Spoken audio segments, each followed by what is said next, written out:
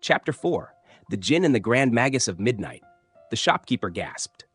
"Master Fleo," he said, "this shield, is it by any chance made from dragon scale?"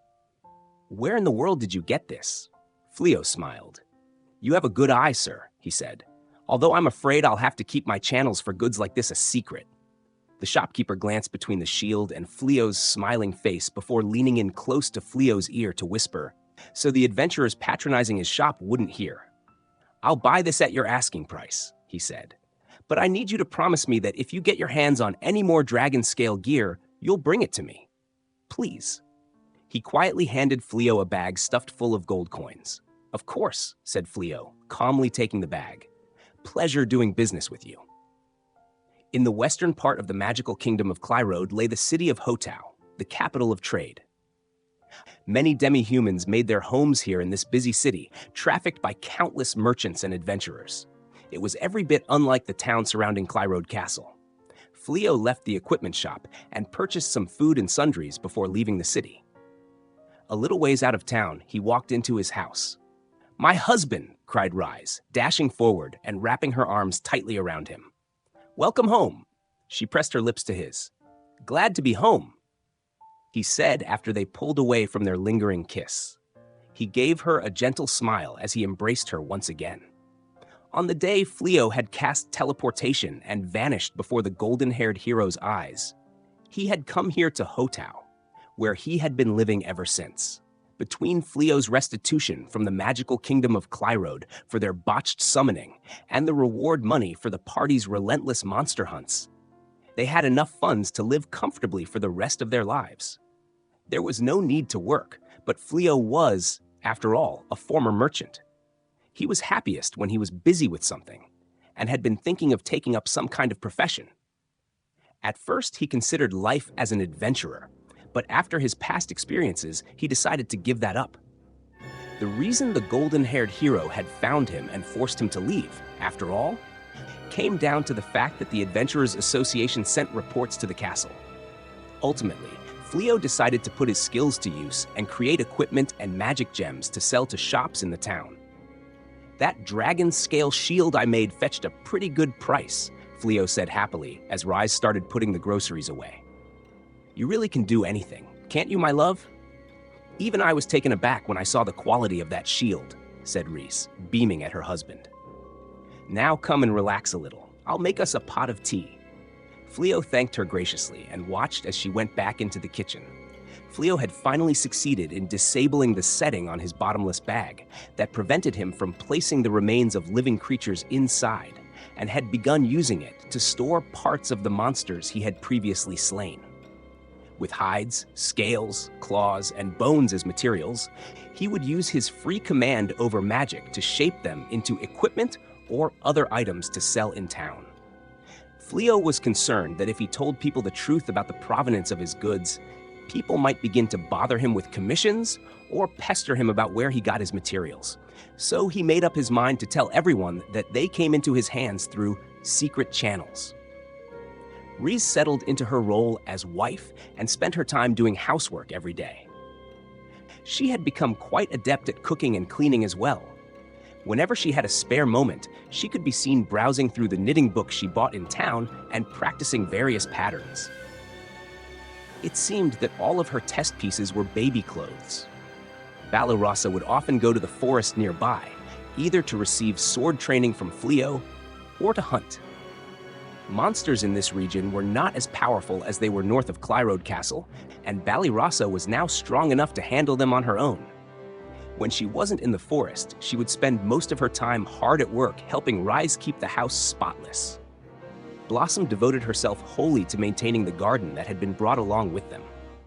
Incidentally, all of her gardening tools were made by Fleo out of dragon scale. She was probably the only gardener with such a set in the whole wide world. Baileri, meanwhile, created a pasture alongside Blossom's garden and began to raise horse-type monsters.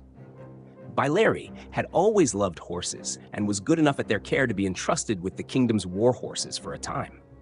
She raised a herd of relatively gentle-natured monsters Fleo and Balarasa had captured, and would sometimes lend them to traveling merchants to hitch their carriages to.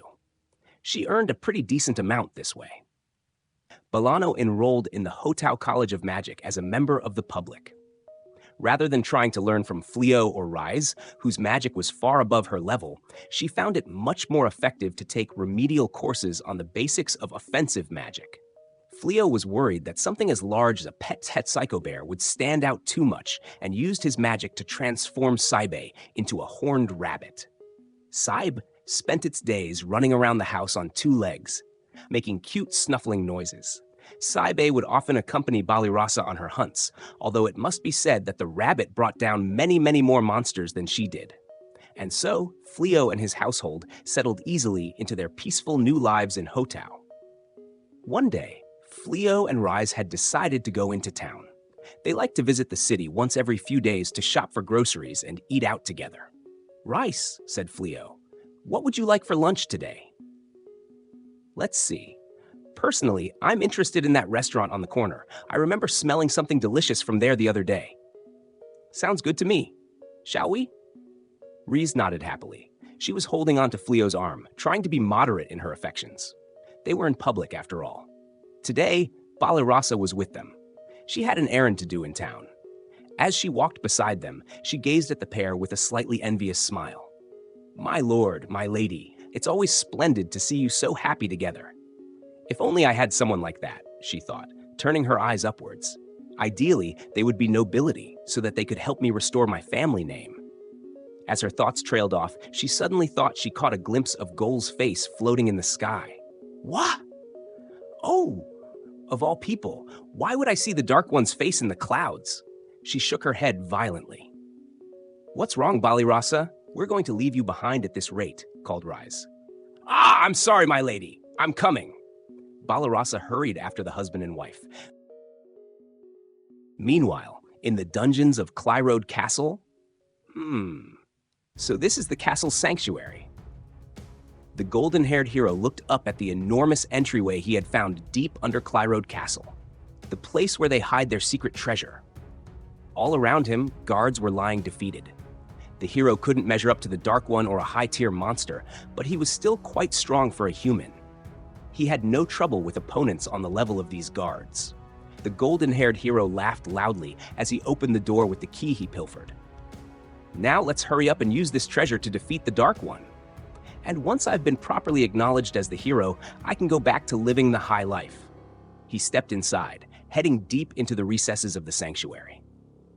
"My lord Hiru," said Tsuya, trotting alongside him. She pointed him towards a solitary sword sticking out of a stone pedestal. "I think that's the sword." "So if I can get this thing out, some sealed djinn will grant my wishes, no matter what I ask for?" "Yes, sir," she answered. "That's what I heard." The golden-haired hero stared at the sword. "Okay, then how do I get it out? Perhaps you should try pulling?" All right, let's give it a try." At Tsuya's suggestion, he placed his hands on the hilt and pulled. The sword slid out with no resistance, and a strange smoke began to rise from the hole. Tsuya had a bad feeling about the smoke. She stumbled in front of the hero, trying to shield him. My lord hero? Get back!" Before their eyes, the smoke slowly gathered into a solid mass, taking the form of a woman. She was practically naked, only her chest and hips covered, and even those only by the thinnest of a cloth wrapping.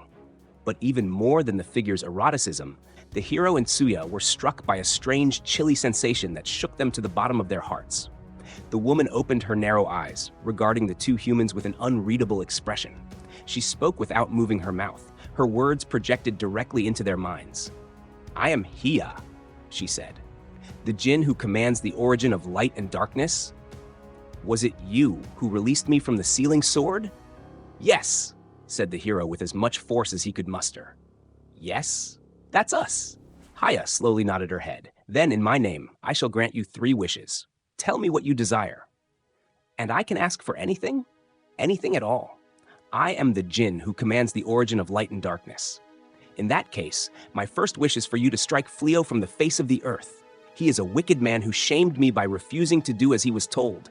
Djinn, I command you." Hiya's smile was as cold as ice. "As you wish," she said.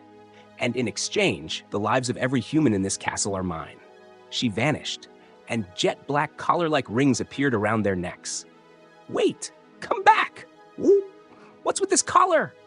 The golden-haired hero tried as hard as he could to get the ring off of his neck, but it simply wouldn't budge. Haya, the djinn who commands the origin of light and darkness. When she chose to acknowledge someone, she would deign to grant them 3 wishes. However, her wishes came at a cost. A long time ago, a king wished for her to vanquish the Dark One of his day, and in exchange, she claimed the lives of half of the living beings on the continent. They were snuffed out in an instant. Her power was vast, but so was her price. Fearful of her power, the king ordered his mages and witches to create the sealing sword in order to lock Haya away in a sacred pedestal. She was hidden in the depths of the castle sanctuary, never to be summoned unless the absolute worst were to befall the kingdom. The rumor Tsuya had heard said nothing of this. All she knew was that a djinn who could grant 3 wishes was sealed away in the underground sanctuary, and thus she had told the hero the same.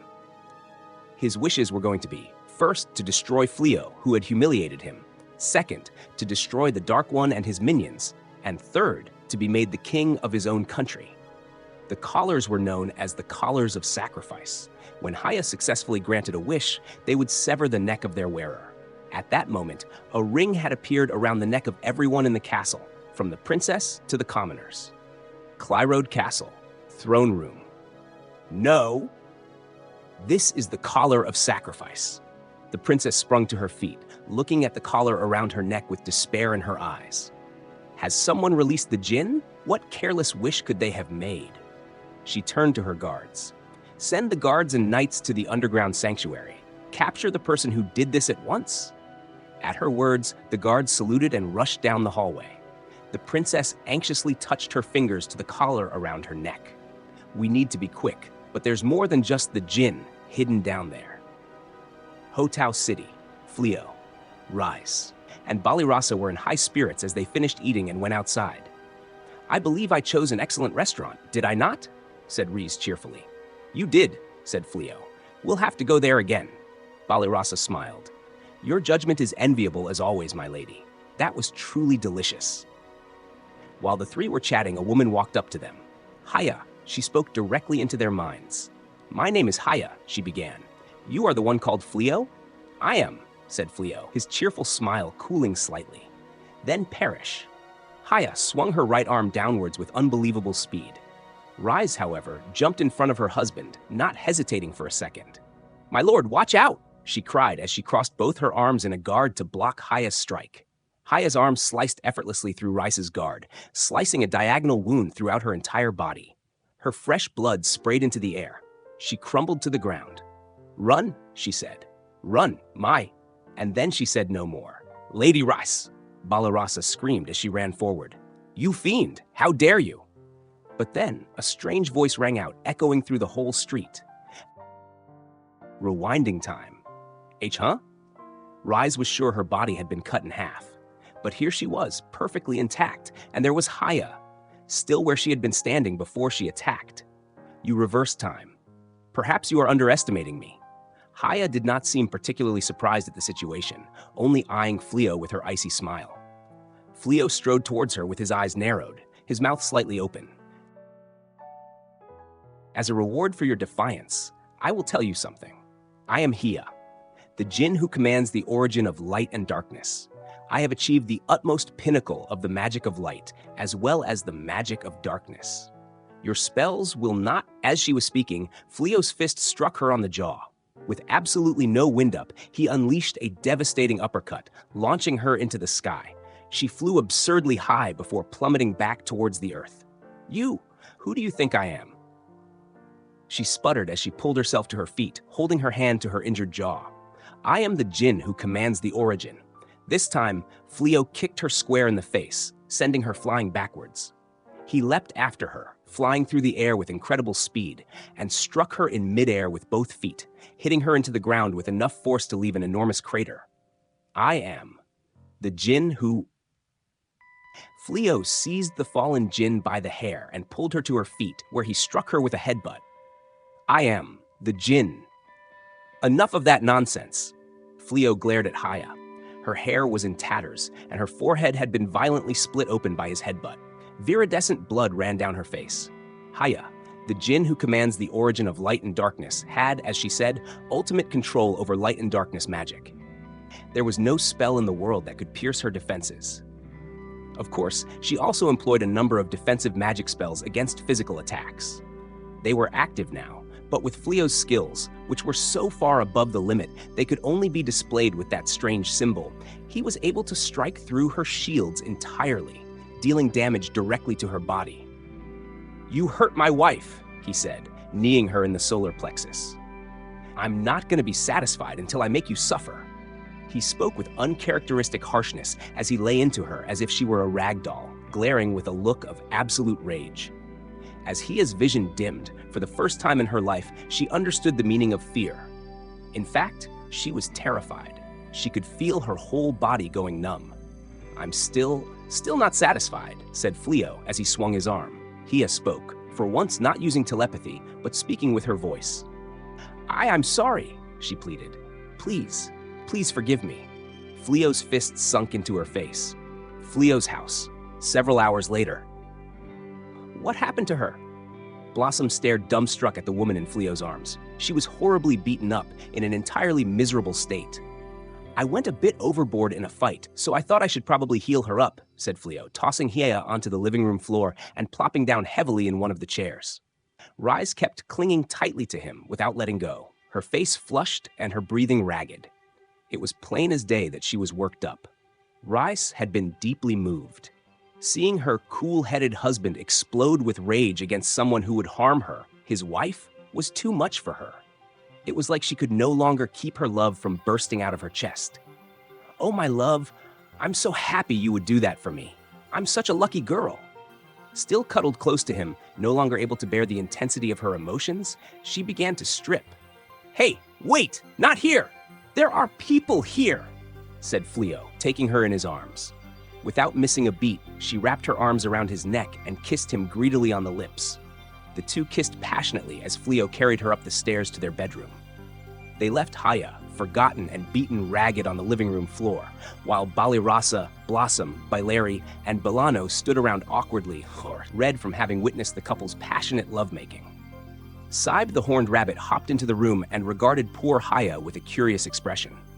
It was quite some time before anyone thought to check on her. Klyrode Castle. Suddenly, the collar around the princess's neck vanished, leaving her bewildered. What could this mean? She wondered aloud. The collar of sacrifice appeared around the necks of those Haya chose as her price to be sacrificed when she granted a wish. The princess's was now gone, her life surprisingly still intact. She was baffled. She racked her mind for an explanation, but found none. "Do any of you know what this means?" she asked, raising her voice so that everyone in the throne room could hear. But the mages, witches, and knights around her were equally confused as their collars disappeared as well. Nobody was able to answer her question. The princess gasped as a thought struck her. "No," she said, shaking her head as if to banish the idea from her mind. Could the djinn have possibly failed to grant a wish? But there's no way. She's said to have even vanquished the Dark One of old. Unbeknownst to the princess, her wild conjecture was entirely correct. Fleo's house. Later still. Rise emerged from the bedroom in exceptionally high spirits. "Time for dinner, everyone!" she sang, grinning wildly as she skipped her way to the kitchen. Fleo followed her down the stairs and stepped into the living room where Haya lay unconscious and injured. He approached her and healed her with the highest level recovery magic in existence. "Where?" she started, looking all around the room as she regained consciousness. And then she noticed Fleo. "Eek!" The instant she saw his face, she shrieked and hid herself behind Balirasa. Her whole body was shaking. Fleo lowered his head in apology. "I went a bit too far," he said. "Sorry. I did heal you, though, so call it even."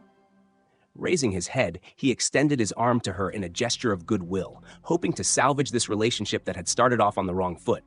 Haya fell to the ground, kneeling and prostrating herself. "Of course," she said as she bowed her head to the floor again and again. "Of course we're even. Please forgive me for attacking you." Days later, Fleo double-checked to make sure he had properly put the merchandise in his bottomless bag. "All right," he said. "I'm off to town." Rise followed, affectionate as ever and a bright smile on her face. As they made to leave, Haya appeared before their eyes and walked up to them. "Exalted One," she started. "Please allow your humble servant Haya to clean the house and do the laundry, and to stand guard in your absence." She bowed with an air of utmost reverence. "Haya," said Fleo, "if we're going to be living together, could you stop calling me Exalted One? It's embarrassing." Haya shook her head. "What are you saying? Exalted One, you forgave me for what I did to your wife, and took me in when I had nowhere to go. What should I call you if not that?" This is one of those situations where they won't listen to anything you say. Fleo's lips curled up into a tired, wry smile as Haya spoke, her voice full of passion. He gave up on convincing her. "Okay, sure," he said. "Then I'll leave the house in your hands."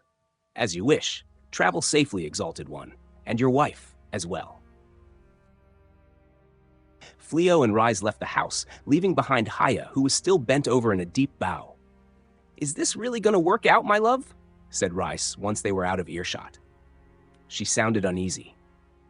"I don't know how I feel about sharing a roof with that person." "Yeah," said Fleo coolly. "There's part of me that only thinks of her as the person who harmed you. But she swore not to claim any more human lives, and more to the point, I just feel sorry for her. She really doesn't have anywhere to go." Rise managed to smile and grabbed hold of Fleo's arm. "You really are too kind, my love," she said. "My kind husband, I love you." "I love you too, Rice," said Fleo. "Thank you." The two headed for the city, Rice clinging as tight as ever to Fleo's arm. Klyrode Castle. It had already been several days since the Golden-Haired Hero and Tsuya barricaded themselves in the sanctuary of Klyrode Castle. The hero was on his last legs, staring at the sanctuary door in front of him with a haggard expression. "How did this happen?" he said. "How did it come to this?" "Hero," came a voice from outside. "We know you're in there. You can't hide in there forever. Surrender and come with us." The hallway was full to bursting with guards and knights. Inside, the sound of the door being struck and voices urging the hero to come out echoed throughout the sanctuary. Fortunately for him, the sanctuary locked from the inside. It was meant to be a place of refuge in an emergency, after all. With the door locked, there was nothing the castle's knights could do except stand around and wait. The hero stood in a daze, staring at the door and listening to the tumult outside. Why? That Jinn was meant to eliminate everything in my way and give me my own country where I could reign forever as hero. How did this go so wrong? It had been days since the Jinn departed to kill Fleo, but she had yet to return. Even the collar of sacrifice that appeared when they had made their pact had vanished. That Fleo? Did he manage to defeat her? Is that even possible? His thoughts were racing, but it was no use. He couldn't think of anything. I was chosen to be the hero, wasn't I? How come no matter how much I level up, my stats won't change? I can crush humans, but I don't have a chance against a high-level monster.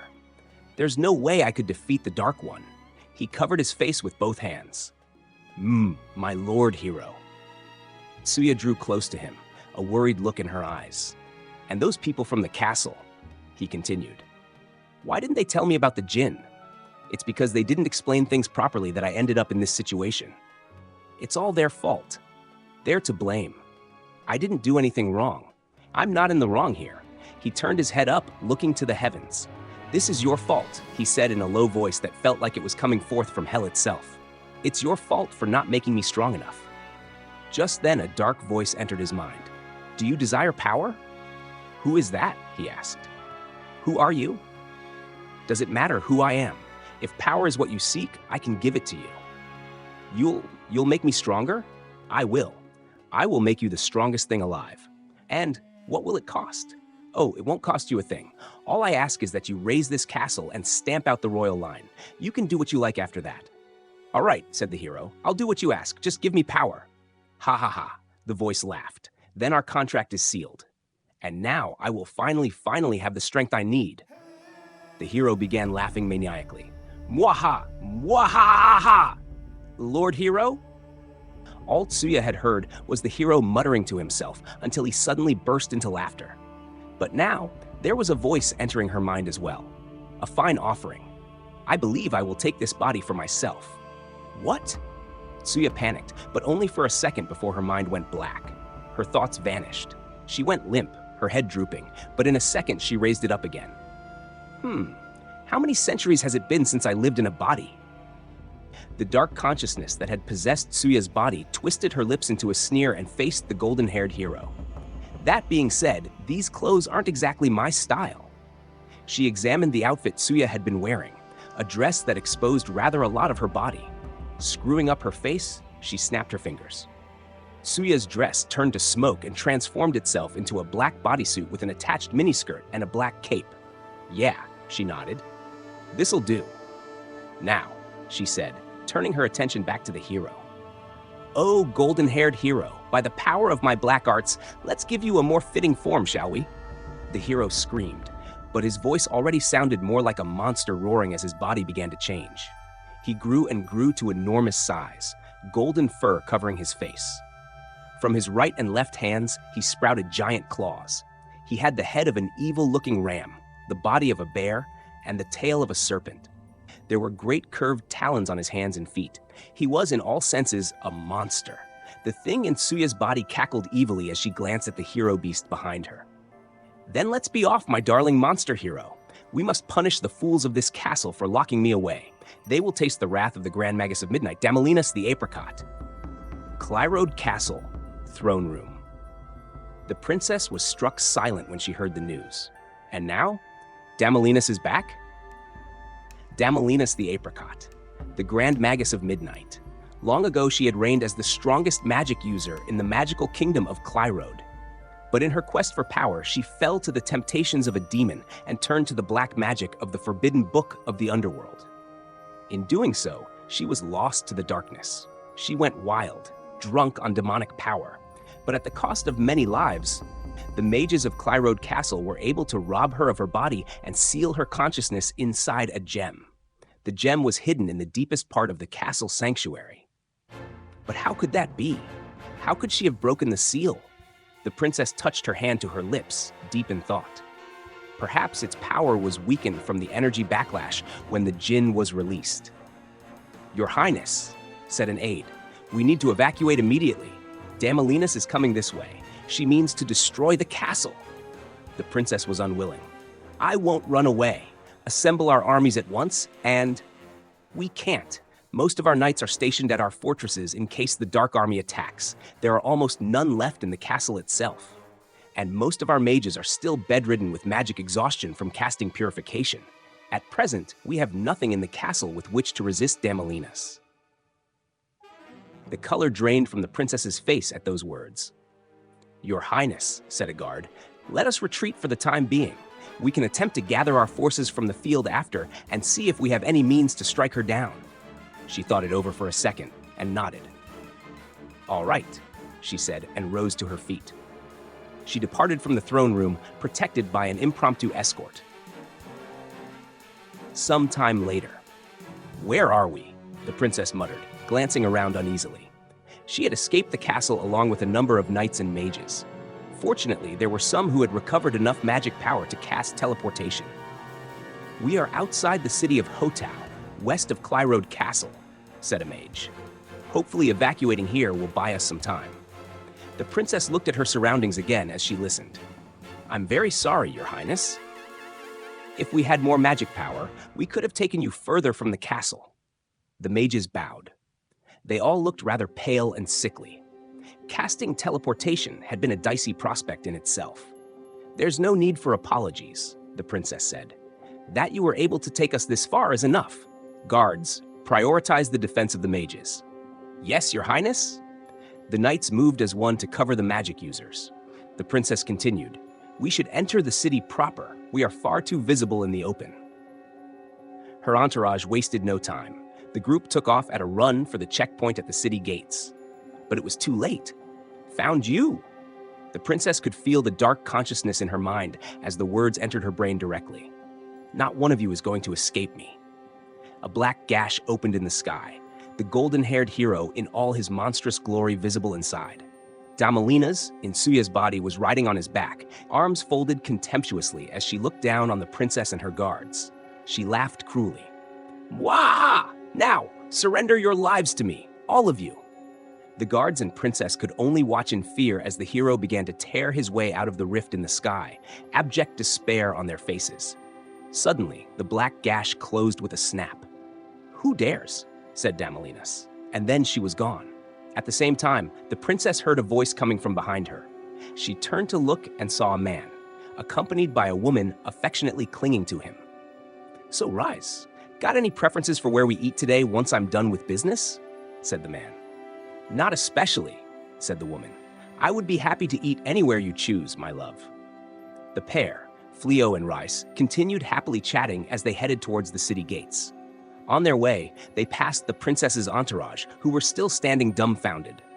"Oh, good afternoon," he said, greeting them casually as he continued on into the city.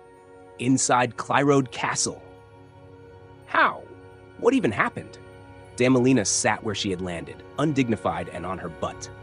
She was utterly baffled. Beside her, the hero in his beast form was also sprawled out, having landed awkwardly on the floor. Damalas had made her way up through the castle from the underground sanctuary, destroying everything in her path until she reached the throne room. She found it empty. "It was the royal family who ordered me to be sealed away," she said. "I won't forgive them, nor their descendants, nor their successors." She scanned the area with sensor magic and found the traces of their escape route. It was easy to pinpoint the destination of their teleportation spell, and she appeared outside Hotao with a teleportation spell of her own. However, when she arrived, she found her magic blocked by a powerful force. The gate closed shut, depositing her and the hero back where they came from. So there are still magic users in this world capable of such an absurd feat, she thought. Fascinating. Damalas stood up, grinning and undaunted. "It takes a lot of guts to make a fool of Damalas," she said, making her way to the monstrous hero. "I'll make them pay for that with their life." Hotao City. The princess and her entourage dashed through the streets of Hotao. "We have to find those two from earlier," she commanded. Her knights saluted, scanning the area for any sign of them. As soon as the princess realized that it must have been Fleo and Rise who stopped Damalas from appearing, she had stopped standing around dazed at the spectacle of the Grand Magus being repelled like it was nothing, and began to pursue the pair into the city. She was exhausted. Her whole body was covered in sweat, and she was gasping for breath as she ran. "We need to hurry. We need to find them before Damalas comes after us again. I don't know who those people are, but I'm sure it was they who..." "Your Highness, look!" One of her knights raised his voice. He was pointing into the sky. The princess, her companions, and even the passers-by who happened to be in the area followed his gaze. There in the sky, they could see the monstrous form of the transformed hero. It seemed he had sprouted giant wings from his back. He was coursing straight towards them like a bird, moving at a ridiculous speed. In no time at all, he had reached Hotao and landed right in front of the princess. Damalas jumped down from the hero's back and approached. "Can't stop me with magic when I just take to the skies, can you? You got off easy last time, but don't think you can escape me." The princess froze, robbed of her hope. Seeing the despair in her eyes, Damalas cracked a joyful grin. "Oh, that's a nice face you're making. Bit of a shame to send you to your grave looking like that, though." She extended her right arm in the princess's direction. A magic circle appeared before the palm of her hand. "Is this the end of our little game? In your next life, take care to..." "Stay away from Her Highness!" The knights escorting her charged the Grand Magus, blades drawn. "Excuse me," shouted Damalas. "Can't you see we're getting to the good part?" She turned her hand away from the princess to point at them. A shockwave rippled outward from her hand, sending the knights flying back with a calamitous "Wah!" "And now it's your turn!" Damalas licked her lips as she turned back to face the princess. While Damalas was preparing to deliver the coup de grace, a noisy scene was playing out on the street corner where the knights she had blown away had landed. "Mistress," said Haya, checking on Rise. "Are you hurt?" "I'm fine. But Haya, what are you doing here? Weren't you at home?" "There was a surge of evil energy in this city. I hurried over the moment I sensed it in case I was needed." Haya had easily stopped the knight's flight in midair. Now, she was standing between them and Rise. Reese had been standing outside the shop where Fleo was conducting his business talks, waiting for him to finish. when without warning, a group of knights came flying at her with incredible force. The knights were wearing heavy armor, and they were moving through the air at a very high speed. All in all, each of them had about the same force as a cannonball. If they had hit a building, it would have almost certainly crushed everyone inside. Even Rise would have probably been injured if they had happened to hit her. And so, Haya had stopped them, materializing at the last second, and casually flicking her wrist, halting them in midair. She breathed a sigh of relief when she saw that Rise was unhurt as the knights clattered to the ground. They lay there, thoroughly unconscious. Haya glanced at Damalas. Her eyes were too narrow to be sure if they were open or shut, but now they seemed to flicker with a strange light. "Mistress," she said, "do I have your permission to remove this loathsome woman who placed you in harm's way?" "I suppose so," answered Rise. "She's still attacking people after all. Can you take care of her before my husband finishes his business?" "Your wish is my command." Haya bowed deeply to Riz and turned, stepping towards Damalas.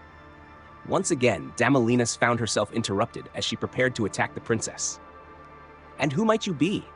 Another busybody who dares to face Damalas." "I do not know if I am a busybody," said Haya, "but you endangered the wife of my master, the Exalted One. I have come to remove you." Damalas squinted indignantly at her with one eye. "Are you serious? Remove the Damalas, the Grand Magus of Midnight? By yourself? Give me a break." She pointed her arm at the djinn, ready to release her magic. "You'll have plenty of time to regret picking a fight with me in hell," Damalas chanted, and a burst of magic issued from the magic circle in front of her hand, the highest form of the spell Lightning Bullet. Lightning, overwhelmingly powerful, surged towards Haya, and the next moment, it vanished. Haya was still standing there unhurt, as calm as ever. Damalas drew back unconsciously. "You? How did you? That was top-tier magic." "There is no magic in the world that will affect me," said Haya, the very corners of her lips turning up into a small smile, "excepting only the magic of Lord Fleo, the Exalted One." Damalas clicked her tongue in annoyance. "That woman? I can't deny that she doesn't seem to be an ordinary person.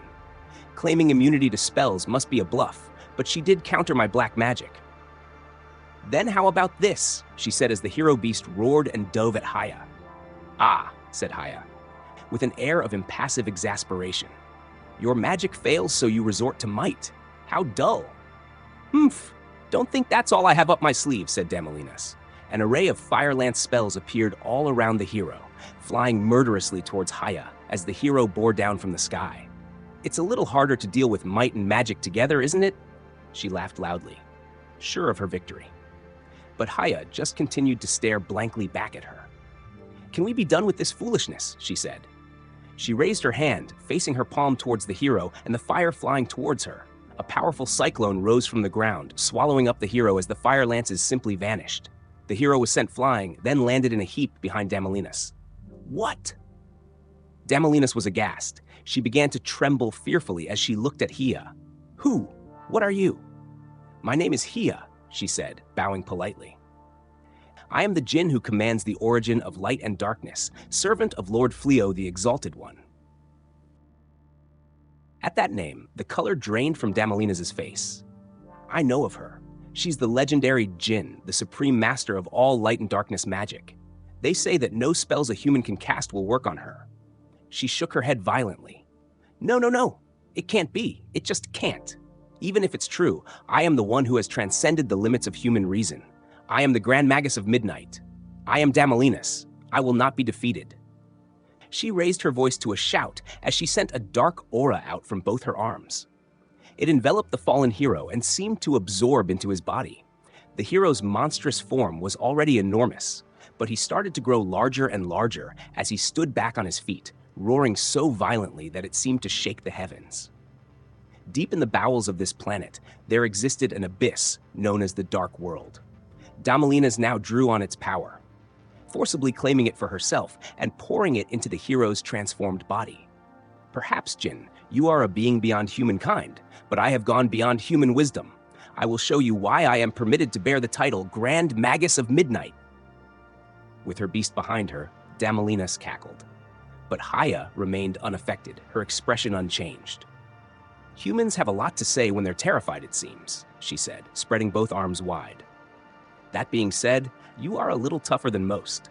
I may have to show you a little of. Suddenly, Fleo's voice came from behind her. Hiya, he said, I'm done with work, ready to get going? Damalas glared at the intruder. A common human. You think you can get in my way? I'm not trying to get in your way, he said, but you know, it's dangerous to use magic like that in a crowded city. He held out his hand, and in an instant, Damalas' black magic ceased entirely. With the flow of magic stopped, the hero could not maintain his state and gradually began to collapse. Exalted One. Haya fell to the ground, prostrating herself with intense contrition. Please forgive your wretched, incompetent servant. For failing to take care of this pest before you returned, I deserve to die 10,000 deaths. Punish me however you see fit. Hey, said Fleo, pulling her to her feet and forcing a smile. There's no need for all that. Damalas was frozen with terror. No way. This can't be. That was the highest level black magic. Magic beyond the level a human could ever use. But he dispelled it in an instant. He dismissed the power for which I abandoned humanity like it was nothing. Once again, her body began to shake with fear. Exalted One, said Hia, would you be so kind as to allow me to finish this? She raised her hands over her head where a great magic circle appeared. Fall, she shouted, and the black magic inside the hero's and Tsuya's bodies began to seep out, sucked into Hia's circle. No, said Damalas, but in the same instant, her consciousness was sucked out of Tsuya's body along with her magic. Soon, all that was left was the golden-haired hero, once again in his human body, and Tsuya, released from Damalas' control, lying unconscious on the ground. The black magic that was absorbed by Haya's circle condensed and became a black gem on the palm of her hand. Be honored, she said. You shall exist eternally as part of my body, the body of the Jinn who commands the origin of light and darkness, servant of Fleo, the Exalted One.